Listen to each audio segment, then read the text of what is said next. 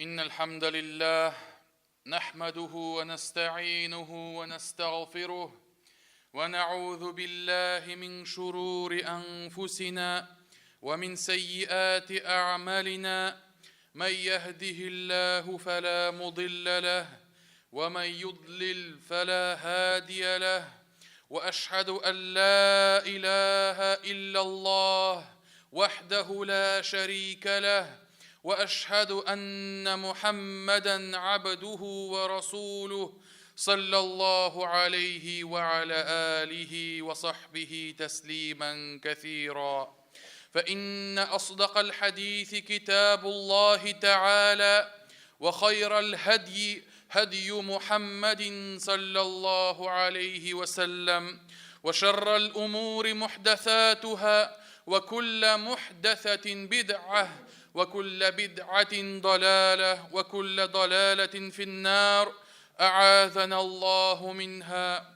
يقول الله تعالى في محكم تنزيله: يا أيها الذين آمنوا اتقوا الله حق تقاته ولا تموتن إلا وأنتم مسلمون.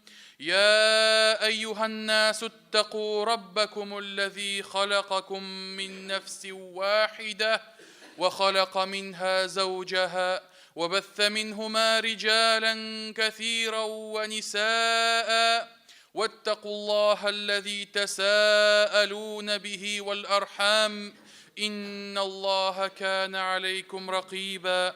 Ғаламнарны юктан бар кылып, bizләрне халык иткән, тәрбияләгән Аллаһка барча хәмд сәнәләребез, улуглау мактауларыбыз булсын. Шәһадәт китерәмен, Аллаһтан башка гыйбадәт кылырга лаеклы зат юктыр. Аллаһ бар, Аллаһ бер. Һәм шәһадәт китерәмен, Мухаммад ибн Габдуллаһ Аллаһның хак илчесе, шәриф булган кулы һәм тугры пәйгамбәрдер. Аллаһ Раббыбыз аңа, аның гаиләсенә һәм аның сахабаларына үзенең салават шәрифләрен насип итсә иде. Аллаһ Раббыбыз Коръәндә әйтә: "Эй иман китергән бәндәләр, Аллаһтан хакыйкый тәкъвалык белән куркыгыз, тәкъвалы булыгыз һәм бары тик мөселман булып кына үлегез" диде. Икенче бер аятында әйтә: "Эй кешеләр, сезләрне халык иткән, яраткан Раббыгыздан куркыгыз. Ул сезне бер кешедән яратты, аннан иптәше хатынын барлыкка китерде. Һәм алар икесеннән дөньяга күп ирләрне һәм хатыннарны чәчте. Бәлки бер-берегездән Аллаһ хакы өчен сорыйсыз. Шул Аллаһның ачуыннан, шулай ук туганлык җепләрен өзүдән сакланыгыз, куркыгыз. Дөрестлектә Аллаһ сезне күзәтеп торучыдыр. Әмма бә'д, мөхтәрәм җәмәгать, һәрбер кеше табигате буенча, фитрасы буенча тормышын бәхетле рәвештә үткәрергә тели. Бүтән кеше бәхет эзли, бәхетле булырга зур тырышлык куя. Кемдер бәхетле булыр өчен карьера төзи, башкалар өстеннән булуны, үзен югарыда булуны хуп күрә. Кемдер бәхетне акчада таба, акчада күрә, һәм шуңа күрә аның бүтән уй фикере көне, төне ничек иттереп байлыкны арттырырга, ничек кенә сумнарны, тәңкәләрне арттырырга дип үткәрә. Һәм шулай ук кемдер җәмәгать бәхетне шишә төбеннән эзли. Дөньяда ниләр генә булмасын, әгәр дә шишәсе янында булса, хәмере булса, аңа шул җитә, бүтән дөньясы тынычлана, бу кеше бәхетле була янәсе. Ләкин бу кешеләр, мөхтәрәм җәмәгать, фани, вакытлы дөньяларын ахиратны җимерә торган эшләр белән бәхетле кылмакчылар. Ләкин чынлыкта тәкәбберлек, башкаларны кимсетү, кымсызлык, байлыкка табыну һәм хәмергә чуму бу әлбәттә ахиратны җимерә торган эшләрдер, мөхтәрәм җәмәгать. Мөселман кеше әлбәттә ул да бәхетле булырга тели. Ул да бәхетле булырга омтыла. Ләкин бәхет ачкычлары Аллаһ кулында булганлыгын ул мөмин мөселман кеше тәгаен белеп торадыр, мөхтәрәм җәмәгать. Аллаһ Раббыбыз Коръәндә әйтә: "Фәмән иттаба'a худая фәлә ядиллу ва ла яшқа." Кем минем юлыма, минем һидаятыма иярсә, бер кашанда адашмаячак. Һәм бер кашанда кайгыда булмас, дип әйтә Аллаһ Раббыбыз. Икенче аятта Аллаһ Раббыбыз Коръәнне бәхет чыганагы дип атый. Һәм Аллаһ Тәгалә әйтә: "Ма анзална алейкал Кур'ана литашқа." Без сиңа Коръәнне син бәхетсез булсын өчен иңдермәдек дип әйтә. Ягъни син бәхетле булыр өчен һәм сиңа ияргәннәр, ягъни пәйгамбәребезгә ияргәннәр, һәммәсе дә бәхетле булсыннар өчен дип иңдердек дип әйтә Аллаһ Раббыбыз. Һәм шуңа күрә мөэминнәр, мөселманнар Аллаһның бердән бер илаһ, бердән бер Раббы икәнлегенә иман китерәләр. Бердән бер ярдәмче, бердән бер җиңеллек китерүче, бердән бер байытучы, бердән бер фәкыйрьлеккә китерүче, бердән бер бәхеткә китерүче булганлыгына һәммәбез дә ышанырга тиешбез. Һәммәбезнең дә иманы камил булырга тиеш. Аллаһ Раббыбыз әйтә: "Ва аннаху хува адхака ва абка." Һәм ул, ягъни Аллаһ Раббыбыз, ул кешене сөендерә, һәм шулай ук кешене көендерә, елата. Ягъни бәхете белән бәхет китереп, кешене бәхетле кыла, аны елмайта, көлдерә, тормышы туп-түгәрәк була. Һәм шулай ук Аллаһ Раббыбыз кешене бәхетсез кыла, аны елата, аны кайгы хәсрәткә килә. Булар һәммәсе дә Аллаһ Тәгалә кулындадыр. Икенче бер аятта Аллаһ Тәгалә әйтә: "Кулиллаһумма маликал мулк ту'тил мулка ман таша ва танзи'ул мулка мимман таша ва ту'иззу ман таша ва tudhillu ман таша биядикал хайр." Аллаһ Раббыбыз әйтә: "Әйт, эй Мөхәммәд, ай Аллаһ, мөлкнең хуҗасы, син кемгә телисең хакимият, көч-куәтне бирәсең, кемнән телисең шул хакимиятне аласың. Кемне телисең шуңа бөеклек бирәсең, кемне телисең шуны түбәнчелеккә төшерәсең. Барча яхшылык, барча нигъмәтләр, барча игелек синең кулыңда", дип әйтә Аллаһ Раббыбыз. Һәм шуңа күрә, мөхтәрәм җәмәгать, әгәр дә бу аятлар турында уйласак, бу аятларны гыйбрәткә алсак, һәм хәзерге заманга туры китерсәк, субханаллах, хәрефенә хәтле туры килә. Кичәгенә дөньяны дер селкетеп торган кешеләр бүгенгесе көндә түбәнчелеккә төшкән. Кичәгенә ярты дөньяны хакимлек итеп кулда тоткан кешеләр бүген алар юк. Бүген алар мәсхәрә ителгән. Бүген алар түбәнчелеккә төшерелгән. Һәм шуңа күрә, мөхтәрәм җәмәгать, дөньяда була торган һәр нәрсә һичшиксез Аллаһның әмере һәм хикмәте белән буладыр, мөхтәрәм җәмәгать. Димәк, нинди нәтиҗә кылабыз? Бу дөньяда бәхетле булу һәм тормышыңның тулу булуы барысы да Аллаһ Тәгалә кулында. Һәм Аллаһның тәкъдире белән киләдер, мөхтәрәм җәмәгать. Һәм иң мөһиме, бу дөньяда да, ахирәттә дә бәхет ачкычларын эзләү, Аллаһтан дуа кылып сорау, Аллаһның ризалыгына ия булу. Аллаһ ризалыгына ия булуның сәбәпләре дип галимнәр әйтәләр.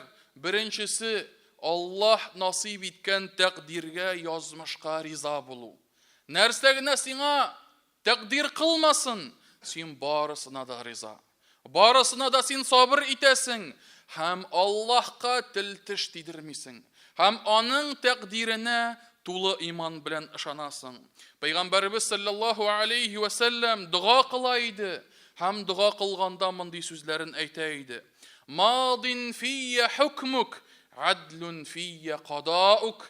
Ягъни синең миңа биргән хөкемең үтәлә һәм миңа язган казаң гадел, дип әйтә иде Пәйгамбәрбез. Син миңа нинди генә хөкем чыгарсаң, ул һичшиксез үтәләчәк. Бер нәрсә дә Аллаһы Тәгаләнең тәкъдирен читкә этәрми.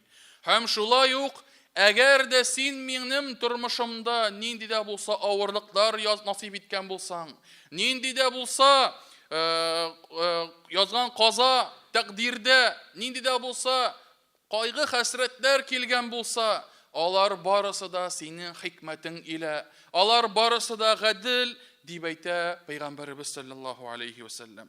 Һәм шуңа күрә Пәйгамбәрбез Мухаммад саллаллаһу алейхи ва саллям үзен Аллаһның кулы һәм Аллаһка буйсынган һәм аның тәкъдиренә риза булганлыгын күрсәтә. Икенче сәбәбе исә бу дөньяда Аллаһ Тәгаләнең ризалыгына ия булырга теләсәк, ул да булса Аллаһы Тәгалә риза булган эшләрне башкару. Гыйбадәттә булу. Аллаһ Раббыбыз Коръәндә әйтә: "Ман амила салихан мин закарин ау унса ва хува муъминун фаланухйияннаху хаятан таййиба ва ланajziyanнахум аджрахум би ахсани ма кану яъмалун." Мөмин булган, нинди дә булса ир булсынмы, хатын булсынмы, әгәр дә ул изге гамәл кылса, без аны яхшы тормыш белән яшәтербез. Һәм кылган гамәлләреннән дә күркәмрәк әҗерләрен бирербез дип әйтә Аллаһ Тәгалә. Димәк, Аллаһ Тәгалә безгә яхшы тормышны ничек итеп насыйп итә? Ягъни изгелек кылсак. Ягъни әгәр дә Аллаһ Тәгаләгә иман китерсәк, ул вакытта тормышыбыз күркәм булыр. Һәм яхшы тормыш димәк нәрсә ул? Ул борчуларсыз, күңел тынычлыгы белән сугарылган иман тормышы. Йөрәктә иман булуы. Пәйгамбәрбез саллаллаһу алейхи ва саллям данлыклы бер хадисендә әйтә: "Мөминнең хәле бик гаҗәеп" дип әйтә. Аның бөтен эшләре дә, ягъни мөминнең бөтен эшләре дә яхшылык, бөтен эшләре дә игелек дип әйтә. Һәм мөминнән башка бүтән бер кешедә дә бу сыйфат юктыр ди. Әгәр дә аңа җиңеллек килсә, байлык килсә, ул шөкер итә. Һәм бу ахыр чиктә аңа игелек булып кайта. Әгәр аңа авырлык килсә, бәла каза килсә, ул сабыр итә. Һәм бу аңа яңадан игелек булып әйләнеп кайтадыр дип әйтә Пәйгамбәрбез. Шул аят хадисләрдән чыгып, галимнәребез әйттеләр: "Мөмин ди, шатлыкларда да, җиңеллекләрдә дә шөкер итүче, авырлыклар вакытында сабыр итүче, һәм гөнаһлар кылса, гөнаһларыннан тәүбә истигъфар кылучы" дип әйттеләр. Һәм шуңа күрә бәхетне эзләргә теләсәгез, мөхтәрәм җәмәгать, менә шушы үч әйбердә табарсыз шушы бәхет ачкычларын. Һәм әгәр дә бу дөньяны һәм ахиратны бәхетле кылырга теләсәгез, ләззәт табып, тәм табып яшәргә теләсәгез, бу үч эшне башкарырга кирәк булыр. Гөнаһ кылсаң, тәүбә истигъфар кыл. Аллаһның ниғмәтенә ия булсаң, шөкер ит. Һәм аның Аллаһтан килгән авырлык яки сынау килсә, ул вакытта сабыр бул дип әйтәләр галимнәребез. Һәм бу эшләрне бары тик мөмин генә башкара аладыр. Бары тик тәүфиклы булган, Аллаһы Тәгаләнең һидаятына ирешкән мөмин генә башкара. Бәхетнең нигезе ул әлбәттә иманлы булуда, мөхтәрәм җәмәгать. Әлбәттә Аллаһы Тәгаләгә иманлы булуда. Аллаһ бит алда әле генә әйтеп үтелгән аятләрдә әйтте: "Кем мөмин булып изгелек эшләсә, без аны күркәм тормыш белән яшәтербез" дип әйтте. Димәк, иманлы булу иң мөһим булган нәрсә. Һәм бөек галимнәрнең берсе әйтте: "Бу дөньяда җәннәт бар" дип әйтә. Кем бу дөньядагы җәннәткә кирмәсә, ахирәттәге җәннәткә кирмәс дип әйтә. Нинди соң ул бу дөнья җәннәте? Нәрсә соң ул бу дөнья җәннәте? Ул әлбәттә бу дөньяда иман җәннәте. Иманлы булу ләззәте. Аллаһ илчесе хадисләрендә әйтә иде: "Минем күңел тынычлыгым намазда булды" дип әйтә Пәйгамбәрбез. Күңел тынычлыгым намазда булды ди. Һәм икенче бер хадистә әйтә: "Эй Билал, мөәззингә таба юнәлеп, "Эй Билал, безне намаз белән ял иттер", дип әйтә иде Пәйгамбәрбез саллаллаһу алейхи ва саллям. Димәк, Аллаһ илчесе бу дөнья рәхәтен, бу дөнья ләззәтен иманда һәм гыйбадәт кылуда күрә иде. Һәм шулай итеп, бәхетле булыр өчен гөнаһлардан, хаталардан һәм инде башкарган ялгышлардан тәүбә истигъфар кылырга кирәктер, мөхтәрәм җәмәгать. Димәк, беренче ачкычы, бәхетле булуның беренче ачкычы гөнаһларыңнан тәүбә истигъфар кылу. Аллаһ Раббыбыз әйтә: "Я әйюһәлләзина аману тубу илаллаһи тәүбәтән насуха". И иман китергән бәндәләр, Аллаһка ихластан тәүбә белән кылыгыз. Шын тәүбә белән кылыгыз, тукран тәүбәсе белән түгел, шын ихластан һәм үкенгән рәвештә тәүбә кылыгыз, дип әйтә Аллаһ Раббыбыз. Икенче бер аятында әйтә: "Ва тубу илаллаһи җами'ан әйюһәл муъминун ла'аллакум туфлихун". Эй мөэминнәр, барыгыз да Аллаһка тәүбә кылыгыз, бәлки шулай итеп уңышка ирешерсез, дип әйтте. Һәм Аллаһның тәүбә ишекләре киң, рәхмәте шиксез, үлем килгәнчегә хәтлек тәүбә кылырга, ашыгырга тиешбез, мөхтәрәм җәмәгать. Ул вакытта дөньябызда һәм ахиратыбызда бәхетле булыр. Шулай ук бәхет ачкычларыннан Аллаһ биргән ниғмәтләргә шөкерле булу. Үзебездә булган Аллаһ ниғмәтләрен карап, саный башласак, һичшиксез аның очына чыга алмасбыз, җәмәгать. Сәламәтлек ниғмәте булсынмы, тынычлык ниғмәте булсынмы, тамагыбызның тук булу ниғмәте булсынмы, өстебезнең бөтен булуы ниғмәте булсынмы, кайда гына карамыйк, һичшиксез Аллаһы Тәгаләнең безгә биргән тәрбиясен, ниғмәтләрен күрербез һәм аның ниғмәтләренә шулай итеп шөкер итәргә тиешбез. Аллаһ Раббыбыз әйтә: "Ва ин та'удду ни'маталлаһи ла тухсуха". Аллаһның ниғмәтләрен санап бетерергә тырышсагыз, бер кашанда башкара алмассыз, булдыра алмассыз, дип әйтә. Һәм шулай ук Аллаһ Раббыбыз үзенең рәхмәте белән безгә мөрәҗәгать итә. Әгәр дә шөкерле булсагыз, ниғмәтләрегезне арттырырмын, дип әйтә. "Ва из тә'әззәнә раббукум ла ин шакартум ла азиданнакум". Сезнең Раббыгыз игълан итте, әгәр шөкер итсәгез, мин сезгә һичшиксез арттырып бирәчәкмен, дип әйтә Аллаһ Раббыбыз. Шулай ук Пәйгамбәрбез саллаллаһу алейхи ва саллям үзенең хадисләрендә мондый сүзләрен әйтә: "Әгәр дә Аллаһ кулы ашамлыкны ашап Аллаһны мактаса, хәмид сәна кылса, яки ишемлек ишеп Аллаһны мактаса, хәмид сәна әйтсә, Аллаһ ул кулыннан риза булыр", ди мөхтәрәм җәмәгать. Ягъни уйлап карагыз, ашаганнан соң, ишкәннән соң Аллаһны мактасаң, нәрсә соң ул Аллаһны мактау? Ул әлхәмдүлилләһ дигән сүз. Бер кичкенә сүзең, әлхәмдүлилләһ дигән сүзең ашаганнан соң, ишкәннән соң һәр вакытта нәрсә эшли? Аллаһы Тәгаләнең ризалыгына китерә. Ничек җип җиңел, Аллаһ ниғмәтләреннән кулланасың, тукланасың, ашыйсың. Шуннан соң Аллаһ Тәгаләне бөекләсәң, Аллаһ сиңа риза була. Синнән риза була, ризалыгын насыйп итә. Аның дугалары күп, әлбәттә, җәмәгать. Әлхәмдүлилләһ дип әйтергә була. Әлхәмдүлилләһилләзи ат'амани һаза ва разaqanihi мин гайри хаулин минни ва ла кувва. Һәм башка төрле дугалар.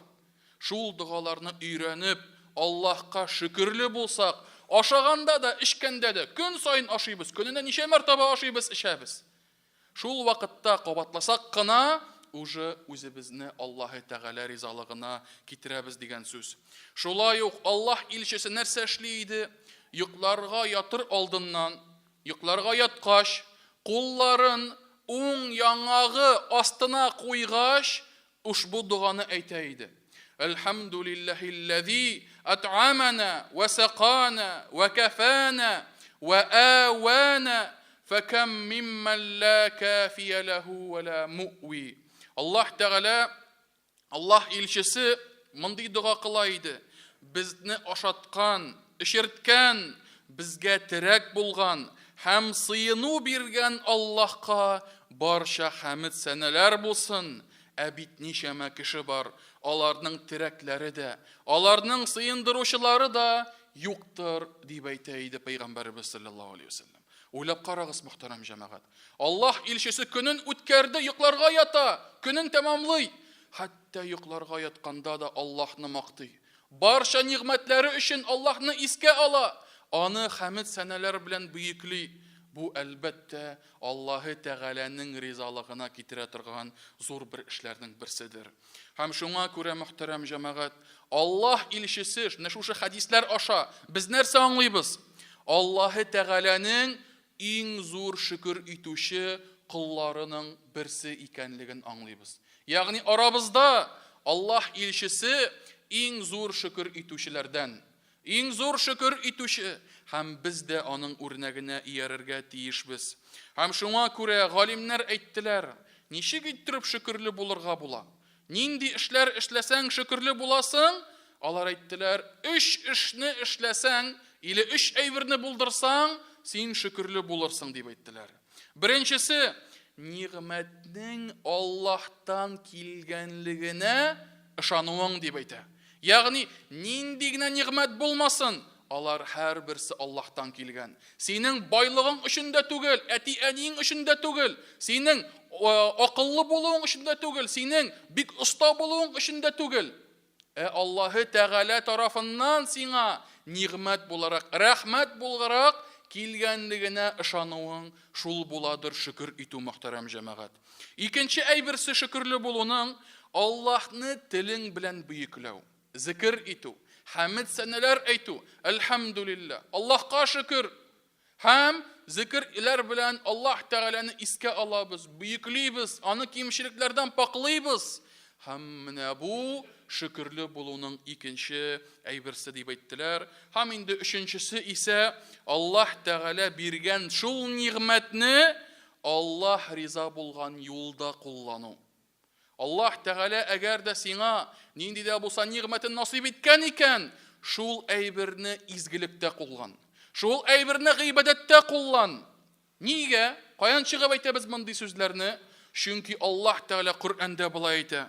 Аллаһ Тәгалә әйтте: "И'малу аля Дауда шукра." Эй Дауд гаиләсе, Дауд пәйгамбәр гаиләсе, эй Дауд гаиләсе, шөкер итеп изгелекләр кылыгыз ди, хәерле гамәлләр эшләгез. Аллаһ Тәгалә Дауд гаиләсенә зур ниғмәтләрен бирде.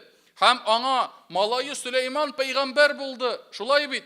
Һәм шуңа күрә сезгә бирелгән ниғмәтләрдән шөкер итегез. Гамәл кылыгыз, изгелек кылыгыз, итәгатьле булыгыз Аллаһка. Һәм шуңа күрә, мөхтәрәм җәмәгать, без әгәр дә шөкерле булырга теләсәк, шул ниғмәтләрне изгелектә кулланырга тиешбез. Һәм яңадан кайтабыз бәхетле булу ачкычларына.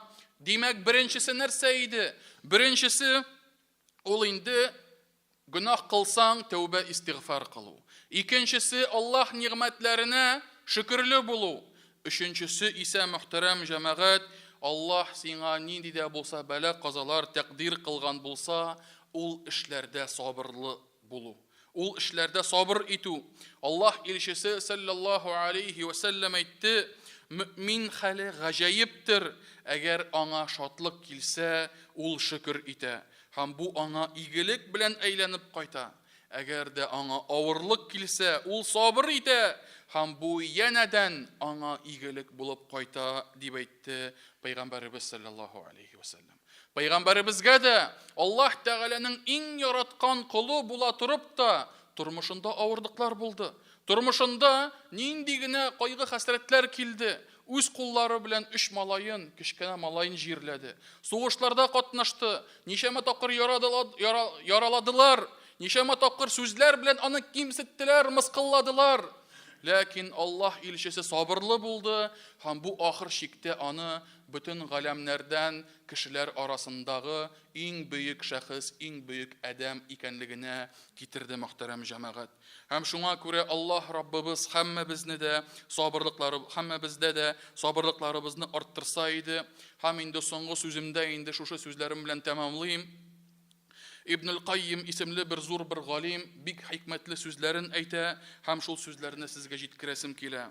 Бәхетле булуның галәмәте ди, ул үзеңнең изгелекләреңне аркаң артына ташлавың дип әйтә. Ә инде гөнаһларыңны дип әйтә, күз алдыңа куюың дип әйтә. Карагыз, изгелекләреңне арка артыңа ташлавың, гөнаһларыңны маңгаеңа куюың дип әйтә. Нәрсә дигән сүз бу? Ничек моны аңларга? Ягъни кылган изгелекләреңне искә төшереп кабатлап йөрмә. Кешеләргә рия кылып, үзең белән гаҗәпләнеп, машалла, карагыз, мин бүген нәрсә эшләдем. Машалла, мин бүген моңарга ярдәм иттем дип, хәтта үзең белән кешегә әйтмичә дә гаҗәпләнүең аларның берсендә кылмады, аркаң артында калдыр дип әйтә. Менә русларда шундый бер әйтем бар. Сделай доброе дело и выкинь его в воду дип әйтәләр. Ягъни искә төшермә бүтән аның турында. Менә шулай изгелекләреңә кыл дип әйтә. Ә гөнаһларыңны маңгаеңа куй, күз алдыңа куй. Нәрсәгә ди? Ягъни алар турында һәр вакытта истә тот. Гөнаһлар булганлыгын, аннан арынырга, аннан кутылырга һәр вакытта тырыш дип әйтә. Һәм шуңа күрә бу җәмәгать нәрсә дип әйтә? Бәхетле булуның галәмәте. Кирәк түгел кемдер бер-беребезне тикшерергә. Үзебезне тикшерик. Бу галәмәт миндә бармы? Мин моңа туры киләмме? Һәм шулай ук бу галим дәвам итә, ә инде бәхетсез булуның галәмәте изгелекләреңне маңгаеңа кую дип әйтә, ә гөнаһларыңны аркаң артына ташлау дип әйтә. Аркаң артына ташлау. Ягъни изгелекләрне уйлап йөрисең, әйтеп йөрисең, форсат булганда искә төшереп әйтеп үтергә, үзеңә, хатыныңа, балаларыңа, дусларыңа онытмыйча шуларны уйлап йөрү, ә гөнаһлар эшләнде, онытылды, бетте, китте. Юк, җәмәгать. Бу кайгылы булуның галәмәте, бәхетсез булуның галәмәте. Һәм шуңа күрә хадисләрдә килә, мунафиq дип әйтә, гөнаһларын ничек карый дип әйтә, ничек гөнаһлары белән эш итә, бурыны янында очып йөри торган чебен шикелле генә ди, былай гына эшли кулы белән дип әйтә. Менә шулай ул гөнаһларын кабул итә дип әйтелә. Һәм шуңа күрә, мөхтәрәм җәмәгать, Аллаһ Раббыбыз һәр беребезгә дә изгелекләребезне эшләргә ярдәм итсен, арттырырга ярдәмче булсын. Һәм шулай ук бу изгелекләрне, гыйбадәтләребезне Аллаһ ризалыгы өчен ихлас күңелдән башкарырга насыйп итсен. Һәм шулай ук гөнаһлардан арынырга насыйп итсен.